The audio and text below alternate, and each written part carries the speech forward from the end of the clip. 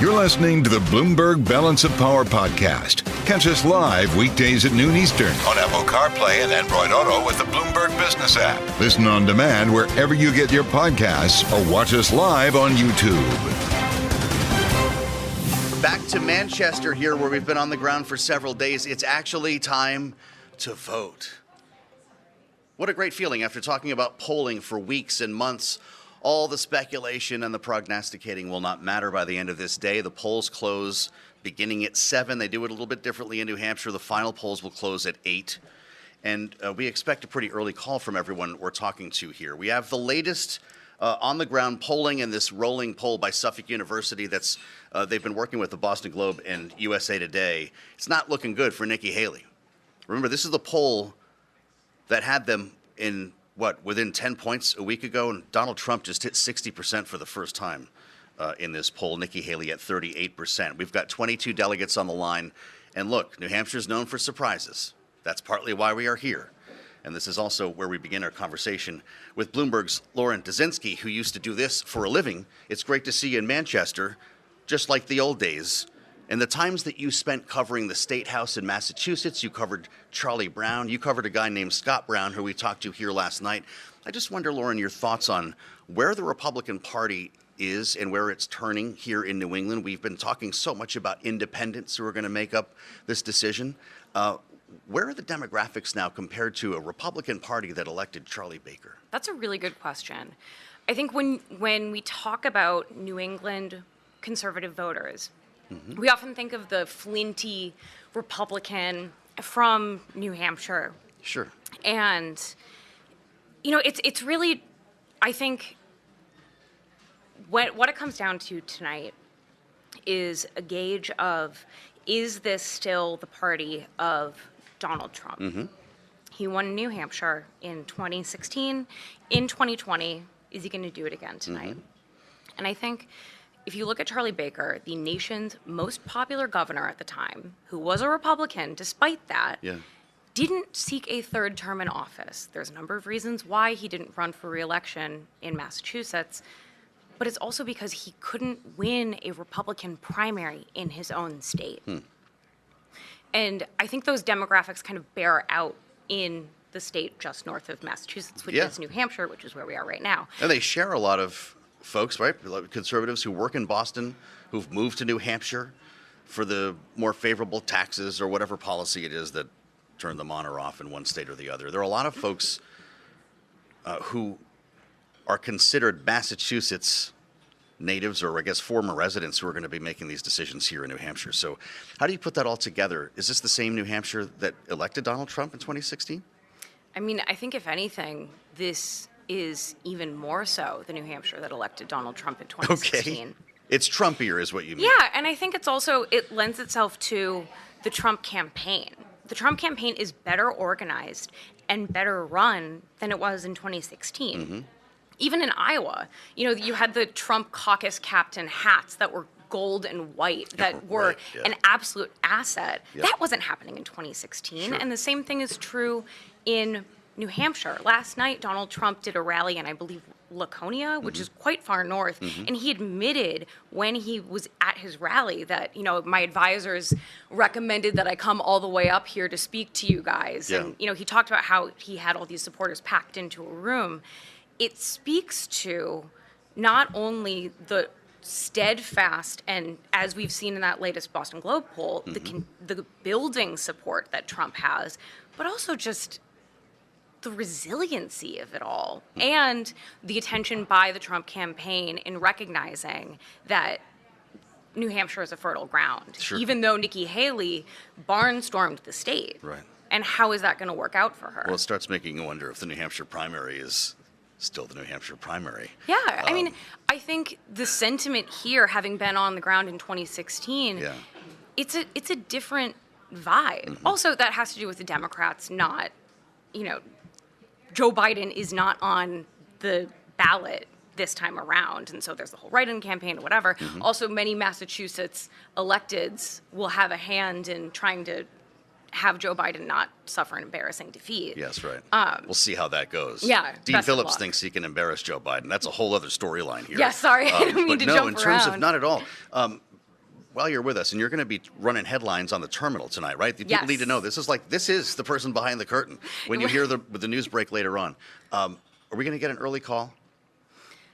Listen, I'm no betting woman. Yeah. However, I think it's very likely that if we see Trump perform the way that we have seen the polls show, I think we're going to get a pretty early call for Trump. Polls close at 8. Polls close at 8. Some say 8:01. You're going to know who won, but we'll find out. About I mean, that listen, This is you'll why we're know gonna be when the live. headline crosses the terminal. Absolutely.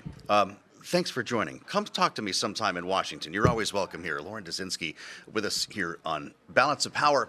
I'm Joe Mathieu in Manchester, and we're going to get an update now on things in the field from Bloomberg's Tyler Kendall, who's been watching the polls since things opened fairly early this morning. Tyler, what are the stakes in this election today? Hey, Joe. Well, as you've mentioned, voting is well underway. I'm starting to see people walk around downtown Manchester with the I voted stickers. That's how you know we're in the thick of it. Like you mentioned, polls are going to start closing at 7 p.m. The last polls will remain open until 8 p.m. Now, to put this into context for you, there are 22 delegates at stake in New Hampshire tonight, but that's less than 1% of what's needed for the Republican primary. But New Hampshire's first in the nation primary status means that all eyes are going to be on this race tonight, especially as the contest begins to winnow. Now, I know that both you and I are also going to be watching for the independent vote. This is an open primary, and independent voters make up the largest share of New Hampshire voters at 39%. Now, the polling and the strategists are telling us that this is the needle that Nikki Haley is trying to thread with these more moderate independent voters. But we have to remember, in 2016, former President Trump handedly won independents in the 2016 New Hampshire primary. It ultimately helped him win the state by 20 percentage points. The chair of the New Hampshire Republican Party says that that is the narrative he's going to be watching, that these independent voters are former President Trump's to lose. He's also going to be watching for turnout. And I can tell you from the voters I've spoken to here on the ground, there's a lot of enthusiasm for getting out tonight for both for and against the former president.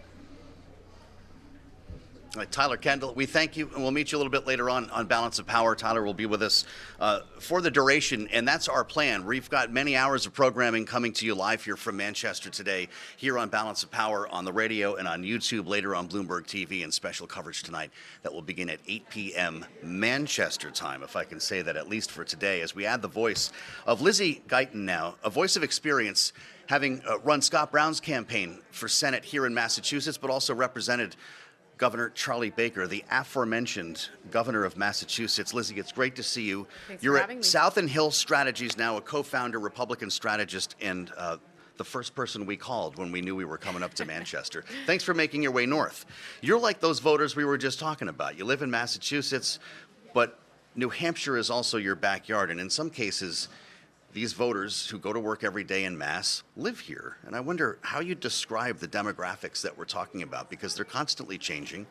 And when you look back to 2016, that might not be the best guide. That's right. And right now, 40% of the electorate is unenrolled, and they all have the ability to go pull a ballot today. These are good conditions for Nikki Haley to not only pull Republicans and independents that are looking for an alternative to Trump, but there also could be some independents that are looking to an alternative to President Biden, who has snubbed the Granite State for the primary. So talk to me more about this elusive independent vote. People not from here are hearing about it, these undeclareds. Who are these people? Where are they from? What are the demographics like? Is it what Donald Trump says, that they're kind of Democrats in disguise who want to go in and infiltrate this process with a protest vote? Are these Republicans who are looking for an alternative, or is it somewhere in between? I think they're a little bit of everything, and I think in the age of, Biden and Trump, you're seeing more unenrolled voters because people are sick of the extremes on both sides. Most people are in the middle. And it's the extremism that's a big turnoff to this political process. So I think that you're seeing people from the left, from the right, and frankly, people that just don't want to have a political label, and they're looking for, a fresh start, a different candidate that's going to bring an alternative to the table that's not Trump or Biden. So talk to me about the narrative here, because I've been here for a few days, and I'm hearing that there's disappointment. Debates were canceled.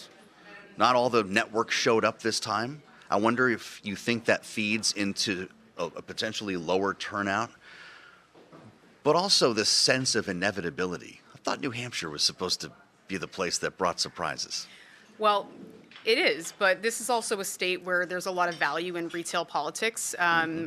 Residents expect to see the candidates to be able to shake their hand, ask some questions. And the front runner never even came here. Did a couple rallies. Right, and is not doing the type of retail politicking that Granite Staters expect. Not to mention even President Biden. I mean, he hasn't stepped foot in the state since 22. How about that? So I think that but politics is also different now. I think it's not everybody's expecting to meet a candidate and spend time with them, but they're looking for someone that is going to talk to New Hampshire voters, that's going to show that, they have a new approach. And Granite Staters like to think for themselves. They don't like to be influenced by Washington. So you don't think this is done, right? No one's counted a vote yet, and you've got people writing about the inevitable nomination of Donald Trump. Sure. I mean, not only do Trump Republicans want to see a Trump nomination, but I think Democrats also want to see a Trump nomination, because I don't think President Biden wants to go up against a more moderate Republican like Nikki Haley. Yeah. So you do think that is right, that the Biden camp thinks it can beat Donald Trump and would be at risk facing a Nikki Haley? Because we've got swing state polling at Bloomberg, and we're not the only ones showing that Joe Biden might have a hard time beating Donald Trump, too. Yeah, and it's, an unknown. Trump is a known quantity for Biden and for Democrats, and Nikki Haley is different, right? She's an alternative to what we've seen for the past 8 years. How important is this Chris Sununu endorsement? We talked to the governor over the weekend, the most coveted endorsement in New Hampshire. Has it been a difference maker for her? This was supposed to be Nikki Haley country. I think it's a good endorsement to have. Chris Sununu is a really popular governor, and again, he's appealing to not just Republicans, but he's been supported by voters on all sides. And I think that there's a trust in him in the Granite State that they do take what he says to heart. But, it's really interesting, like how much clout does an endorsement hold these days is an interesting question. And I think part of it is really just that New Hampshire voters like to think for themselves. Yeah, right. We're spending time with Republican strategist Lizzy Guyton here on Bloomberg's Balance of Power. As I mentioned, you were a spokesperson for Governor Charlie Baker. Yep. At the time, the most popular governor in the United States of America. Many folks thought he might be the future of the party. How do we get this guy to run for president? But if you had done that, he wouldn't have been able to clear a primary. He may well have won a general election. So where does that say about where we are now versus 2016? I think it's hard for any moderate in a primary setting, and I think that goes for both Republicans and Democrats. Isn't that a problem for democracy? I think it's a challenge, and I think even for a candidate like Nikki Haley, who is certainly looking to get some momentum here in New Hampshire to carry on, her margins should always expected to be tight in primaries, because she is more of a moderate candidate than some would say Trump is, and then a conservative choice. Mm-hmm. Where are you going to be looking tonight? You've helped to run a Senate campaign here in New Hampshire, and you have a sense of geography and demographics. Where should we have our eyes when the polls close? I think the counties where Governor Kasich did well are ones to watch for Nikki Haley. And, I know everyone's saying 801, but some of the bigger voting precincts will take a little bit more time to come in. And I think those will be, especially if there's good turnout and there's a lot of independents that go out and vote today, those are going to be where you're going to want to watch for Haley to have some good numbers. Are you pushing us back on an early call? Do you think this might take a minute? It might take a minute. I don't think we're going to be, Maybe that's the surprise, midnight, if she's doing better than expected. Yeah, we got to wait for some of those bigger returns to come in New Hampshire, I would say. You saw the Suffolk numbers I started with here. Trump's at 60% now. Yep. Do you believe it? I think we got to give it the day. I think it's too early to make any conclusions. I keep hearing New Hampshire people like messing with pollsters. That's why I ask you. They well, love. Look, we also put a lot of stock in polls these days. Sure. And I also would say we have to keep in mind in the past 7 days, the landscape of this primary has changed dramatically with Christie dropping out, Vivek, and then DeSantis. So even if we are leaning heavily on the polls, there hasn't been that much polling that's just a Haley-Trump matchup. Yeah, that's true enough. And you wonder where those final DeSantis votes go. Sure. I think we know where the Christie votes went based on her trajectory recently. What a great pleasure to see you, Lizzy Guyton. Thank you so much for coming to talk to us at South and Hill Strategies, a firm that you co-founded, and I hope everything is well for you. Stay in touch with us here at Bloomberg. Absolutely. I'm Joe Mathieu in Manchester, New Hampshire, and we do thank you for being with us here on Balance of Power, with a lot more to follow, including our conversation with Democratic presidential candidate Dean Phillips. It's next. This is Bloomberg. You're listening to the Bloomberg Balance of Power podcast. Catch us live weekdays at noon Eastern on Apple CarPlay and Android Auto with the Bloomberg Business app. You can also listen live on Amazon Alexa from our flagship New York station. Just say, Alexa, play Bloomberg 1130.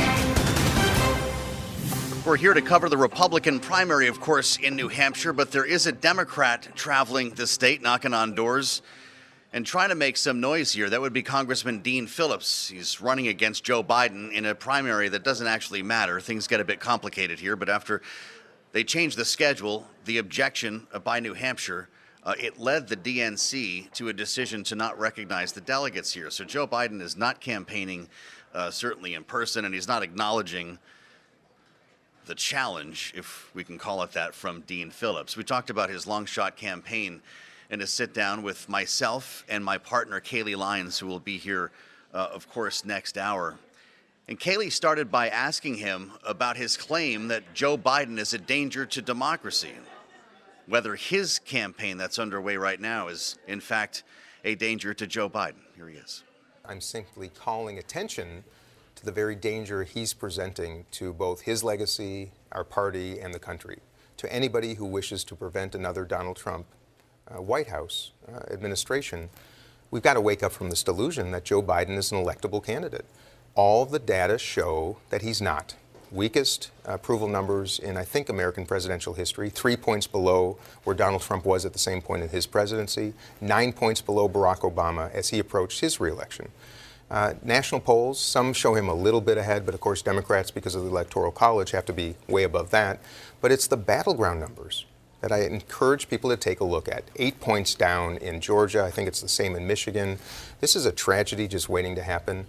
I did not weaken in fact, to the contrary. I spent the last few years trying to help him, voting for his policies, being a member of House Democratic leadership to promote them. We all know what's going on in Washington. I think I'm just saying the quiet part out loud. I'm not weakening him. The party is choosing a coronation instead of the very competitions that our founders intended this country to be predicated upon. They seem to upset a number of people in your party. Yeah, I spoke good with trouble. Your colleague Annie Kuster at this table over the weekend. She called your campaign ill-advised and unimpressive, and went on to say that she doesn't know what you're up to here in New Hampshire. So let's get to this, because it appears like this would be very difficult for you to win. What are you up to? I'm up to practicing democracy, and I think elected officials, like my colleague Ms. Kuster, should be doing the same thing. And this notion to condemn those who would have the audacity to actually do what we are supposed to do in this country, I think is appalling. It's one thing if President Biden was looking strong, where the country valued his reelection, where his numbers were rising, or at least in the 40s or 50s, if his battleground numbers were even, if not a little ahead. Remember, Hillary Clinton was ahead of Donald Trump in 2016. Everybody anticipated her victory. Donald Trump overperforms because the polls don't even measure his success. Ms. Kuster, she can feel the way she wants. She called my campaign to my face unserious. I think she might be surprised tomorrow evening when she sees the number and sees an extraordinarily weak incumbent and a rather remarkably stronger challenger than she would have anticipated. But my point is this. I went to a Trump rally last night. I literally walked the line. It seemed like a mile long of Trump supporters standing in the cold for hours waiting to get in. I simply walked the line. Didn't know what I'd expect. But I'll tell you, I had 50 conversations with people, hospitable, friendly, kind. I would ask them, first rally, I'd say maybe half of the people I spoke to, first time they'd ever gone to a Trump rally. Diversity of politics, of races, of religions. It was astounding, everybody. And my message to Ms. Kuster and every Democrat who is propagating this fallacy that Biden will win, it's a tragedy in waiting. Somebody had to stand up in the absence of others of courage, including governors from the Midwest, including my colleagues in the House and Senate. They sit on the sidelines instead of meeting the moment. The president never should have run again. We all know that. And I'm saying the quiet part out loud. So you're saying the data is suggesting to you that he's not going to win again? Well, the data, anybody who reads it would suggest. I can't imagine seeing it and saying that he has a good chance of winning. Not to mention, of course, the element of his stage in life. It's real. He's going to be 82 years old at the next election. I think he'll be 86 by the end of his next term. You know, there was a Time magazine cover when Bob Dole ran that questioned whether he was too old at 72. It's not an issue of age. It's an issue of Americans having determined that he is beyond the time at stage of life for him to run this country. And by the way, I think Donald Trump is in the same category. Sure, they're not actually that far apart in age. Have you seen data, though, that suggests you would win? If this is all about data at the end of the day, what do you see? My point, not at this stage, because nobody knows me yet. Maybe the nice blessing of not being well known is 2/3 of the country doesn't hate me yet. And I mean this sincerely. I mean it very sincerely. It's a pretty My desperate job, state of affairs. That's American politics right now. I will introduce myself to the country. They will see how hard I work, where I show up, I run to the fire, I listen, I do what we do in America. I actually am campaigning.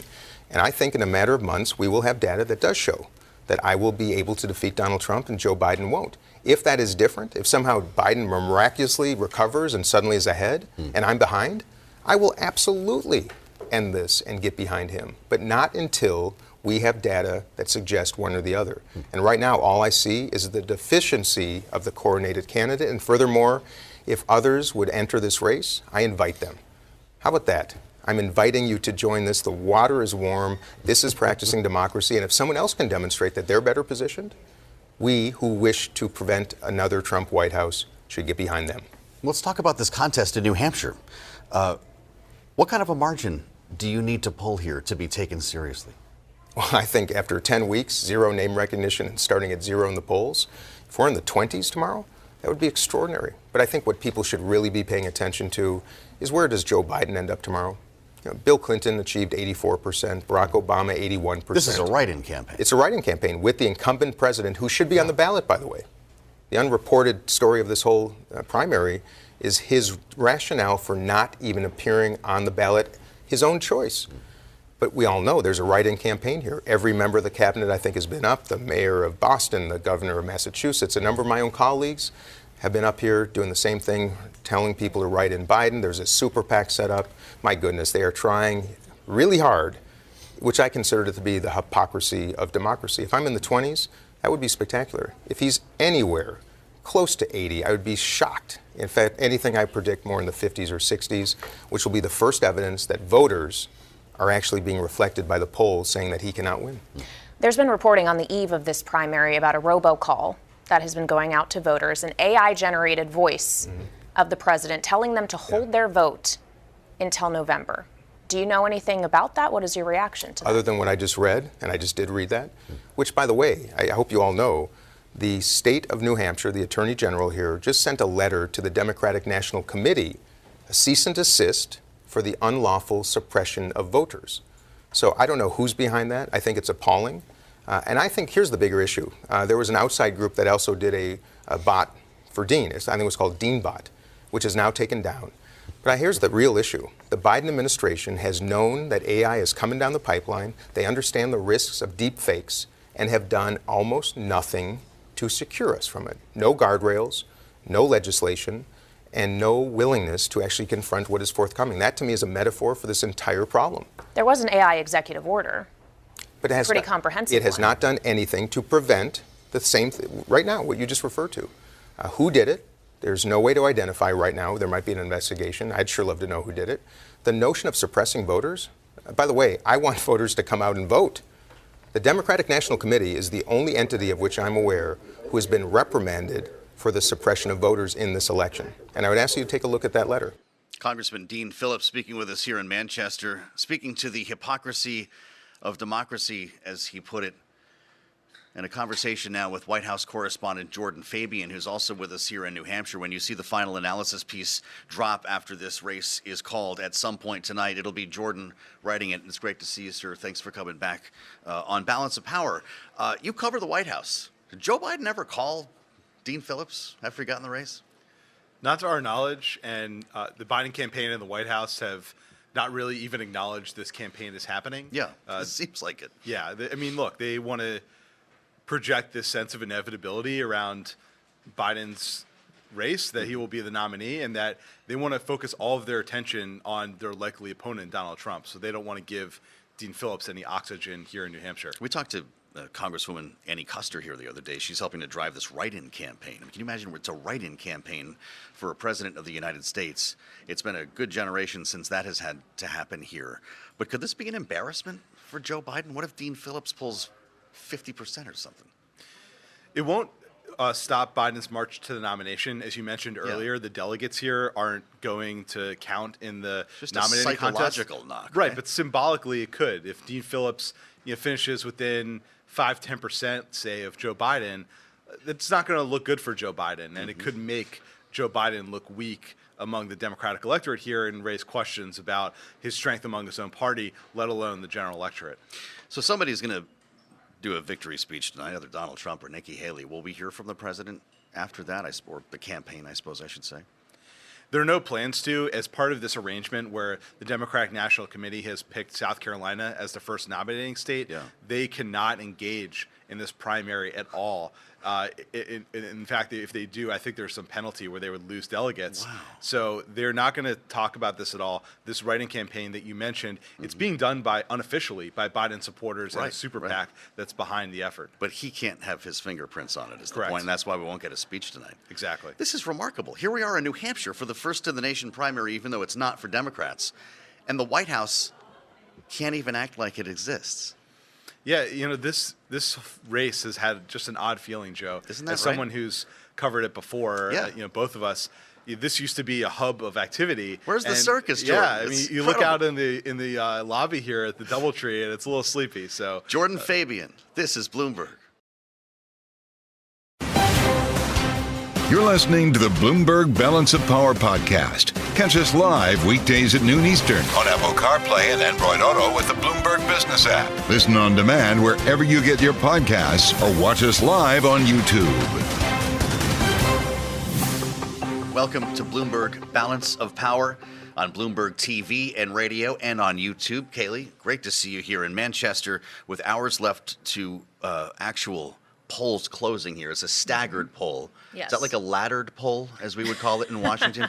I Most guess so. close at 7, the rest close at 8. Yep. We'll see if we get an early call. Well, yeah, how close to 8 p.m. could we get that call? Yeah. Keeping in mind that in Iowa, took about half an hour. The caucuses weren't even actually over, and it was called for Trump. He had a very commanding lead in Iowa. Essentially, the Associated Press and other networks made the estimation that there was no way any other candidate was going to be able to catch him. If it's closer in New Hampshire, though, are they going to be as willing to put a call out there that early, knowing that they got a good deal of blowback for it last week? Especially with people still in line, potentially. Right. It's a different animal, to your point, than caucusing. But we're really kind of obsessing over this new Suffolk number here and deeply curious to hear what Frank Luntz has to say about it. I've been looking forward to this conversation. We last spoke with Frank, of course, famed pollster, now at FIL, the firm that he runs here as a consultant. It's great to see you, and glad we got through both of these cold states together. It's almost over. Well, you can hear Frank. it in my voice, unfortunately, and I apologize for those listening to me, but it's still better than watching me.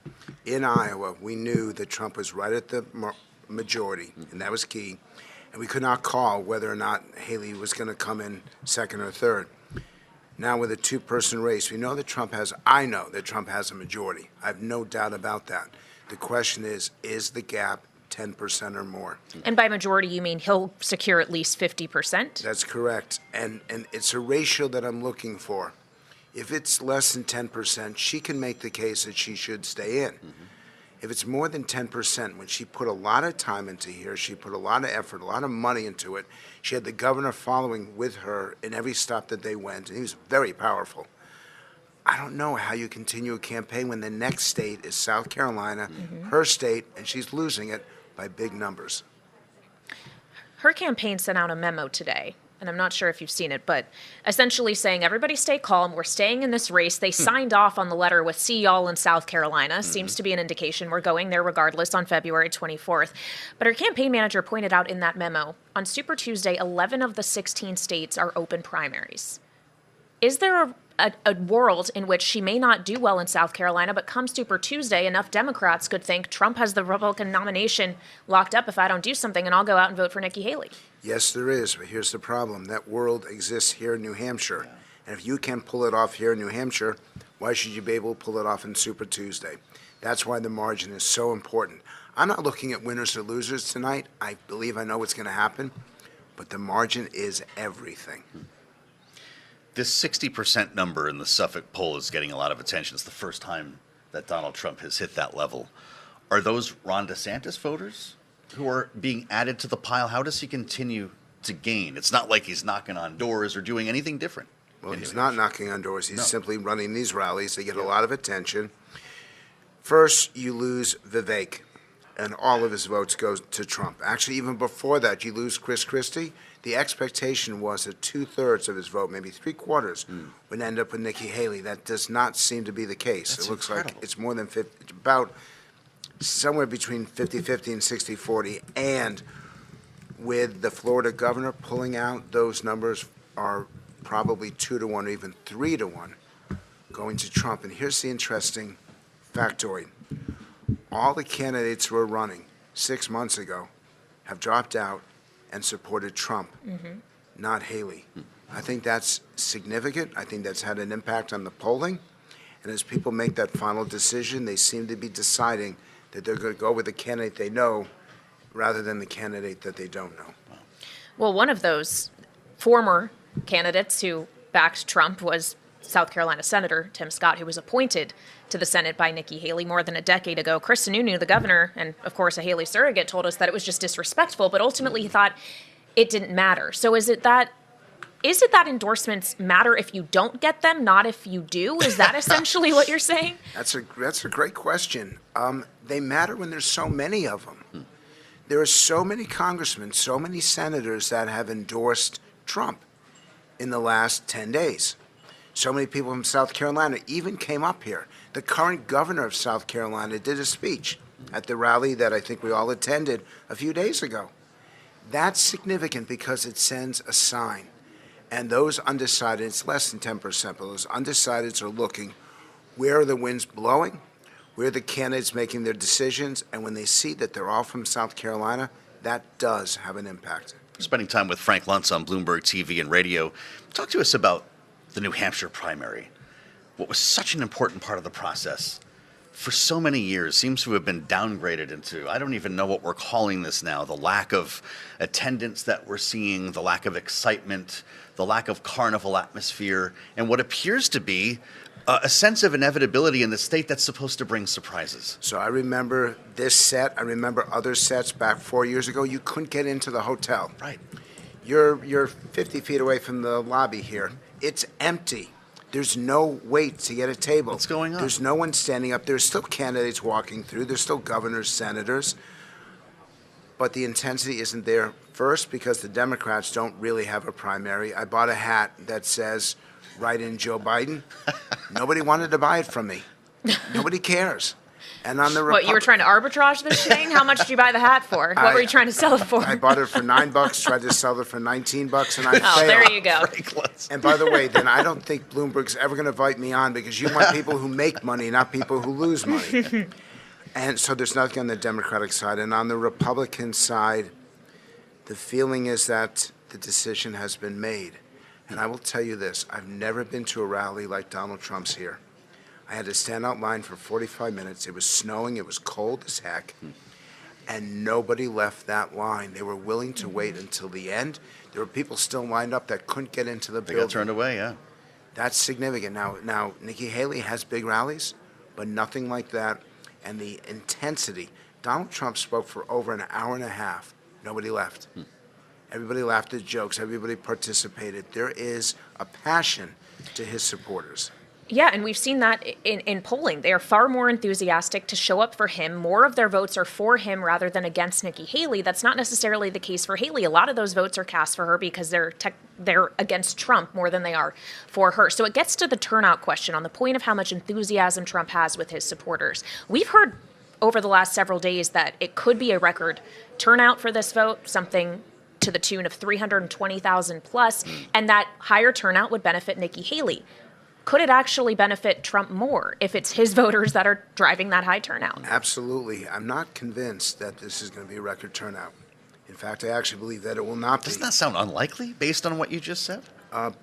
Because those who've decided are participating and those who don't have a candidate in this race, because normally there's 4, 5, 6 candidates right now. Now there are only 2.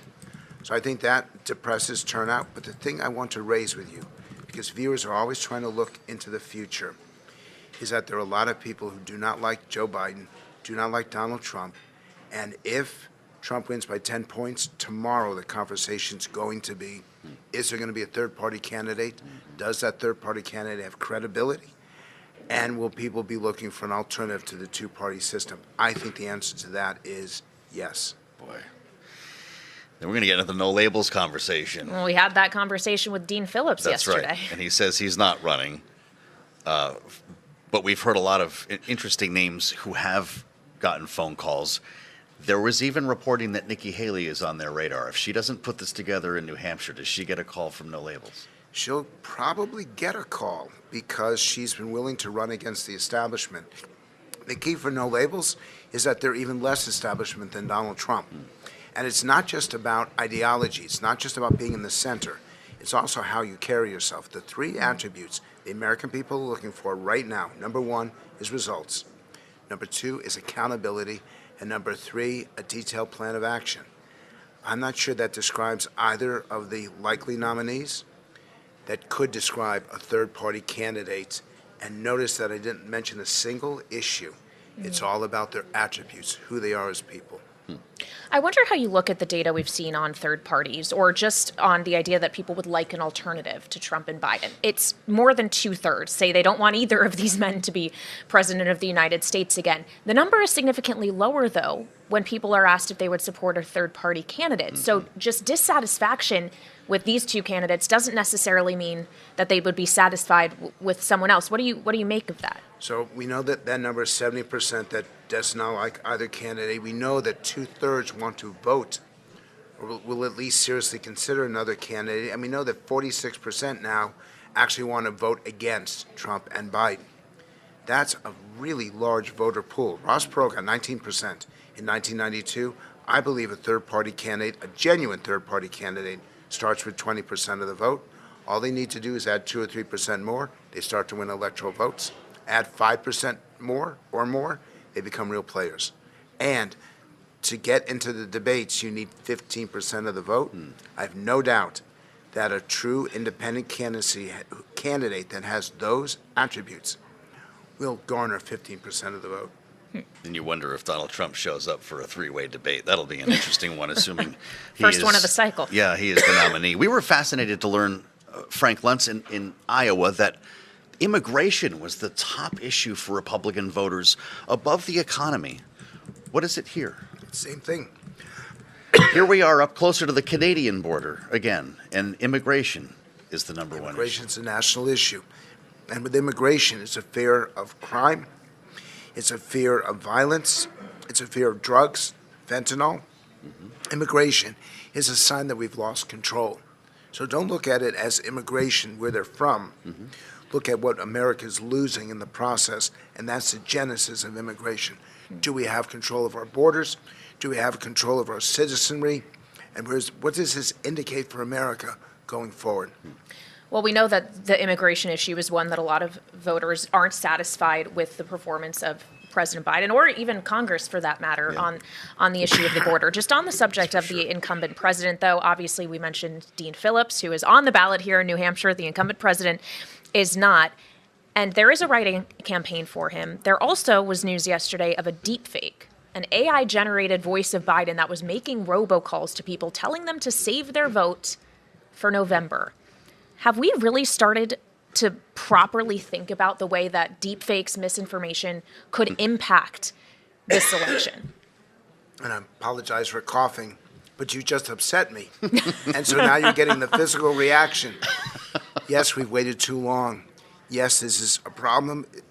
It's going to become a crisis, and I'm going to get this out if it kills me.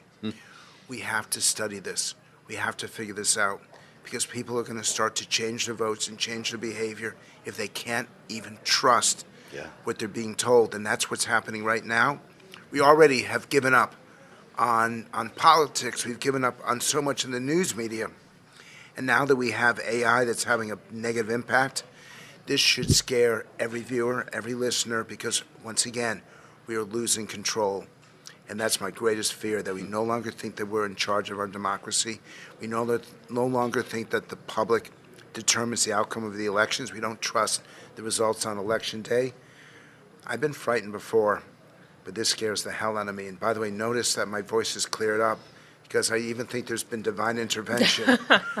Of all the things I could say on this show, there's nothing more important that if we lose the faith, trust, and a sense of control over our destiny in this country, we will lose everything. And that's what I'm most concerned about over the next 10 months. Thanks for being with us. Again, we want to hear from you as we move on to South Carolina. But we appreciate your view, Frank Luntz, always here on Bloomberg. It's good to see you in New Hampshire. It's an honor to be on this show. Thank you, sir. I'm Joe Mathieu, alongside Kailey Leinz, as we drive forward with more voices from New Hampshire. You're listening to the Bloomberg Balance of Power podcast. Catch us live weekdays at noon Eastern on Apple CarPlay and Android Auto with the Bloomberg Business app. Listen on demand wherever you get your podcasts or watch us live on YouTube. I'm Joe Mathieu alongside Kailey Leinz as we bring you special coverage from New Hampshire. It's primary day. Voting is underway. And there's been a lot of door knocking over the past couple of days, certainly for Nikki Haley.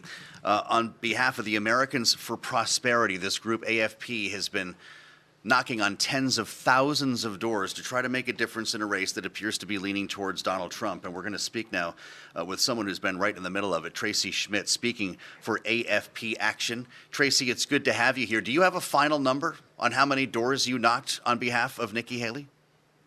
Well, it's and counting. We're still knocking on doors because we understand New Hampshire is an unusually engaged electorate who really is going to continue to listen and open to change their mind right until they walk in and place that ballot. So I think we're up over 100,000. I know we've made like almost 650,000 contacts in New Hampshire to kind of talk to folks about Nikki Haley and why she's the only candidate that can beat Joe Biden. So we've certainly been out there. We've got almost, I think, 200 people canvassing the state and really making that case to voters. Well, how many of those door knocks then, Tracy, do you think are actually going to turn into votes in a polling booth? I know Americans for Prosperity has had suggested that there would be a higher turnout than we heard even from New Hampshire's Secretary of State. David Scanlon told Joe yesterday 322,000 is what he expects. Do you expect still that it will be higher based on what you're seeing early on? Well, we're expecting, and the Secretary of State has been clear, they're expecting a record turnout. So I don't know how much higher you can get than a record turnout. But look, we got involved and we decided to endorse Nikki Haley and really engage in a presidential primary for the first time ever because we knew we could make a difference. We've seen from the data that we've collected, I think 6 million voters we've collected critical data about. And these are voters that we know are maybe have voted in a general, but maybe not a primary. We have several different strategies, but we understood that this is somewhere we can make a difference. And we heard from voters loud and clear, they weren't happy with the choice between Biden and Trump. So we go and have those conversations, hear from them. And we're seeing momentum. And what was interesting in terms of a lot of the folks we've talked to is they were responsive to Nikki Haley. They wanted to learn more about her policy. And 2/3 of even Trump voters, and this is kind of nationally, we found understood he had electability and baggage issues. So we saw a real opportunity there to make a difference and really change the trajectory in our country. I want to know what happens when you knock on doors in an environment like this in a 2024 campaign, when there's such a lack of trust in institutions, there's so much division, vitriol when it comes to people's views on politics, and you're knocking on someone's door to give them the pitch on a candidate. What do you tend to receive when the door opens? Well, look, obviously different people are more kind of open to this communication. But what's interesting about AFP is because we have a permanent grassroots organization, a lot of these folks in New Hampshire, they understand we've been on the ground, we've been fighting for policies, we've been engaged on the issues. So that, I think, also gives us a leg up. And then we have that built-in credibility with the voter. And we're reaching out to people that we believe we can make a difference and are going to be receptive to our issue and receptive to the idea of an alternative. Do you fully expect, we only have about a minute left, but to take this effort to South Carolina, Tracy? We're already in South Carolina. We've been in South Carolina and some of these other early states for months now. But you'll stay there no matter the result today? as long as there's a path, a clear path or a path for her nomination, we're absolutely going to be engaged. Nikki Haley's been clear. She's got an ad buy launching in South Carolina tomorrow. So New Hampshire is important, but what makes our organization unique is we have the ability to play the long game and the resources to stay in this thing. And we didn't expect this to end in January. That's been obviously something the national media's like to talk up. I feel like there was this eagerness to put a bow on this thing right out of Iowa, but that was never our expectation. All right, Tracy, thank you so much for joining us today. We appreciate it. Tracy Schmidt joining us as a spokesperson for AFP Action.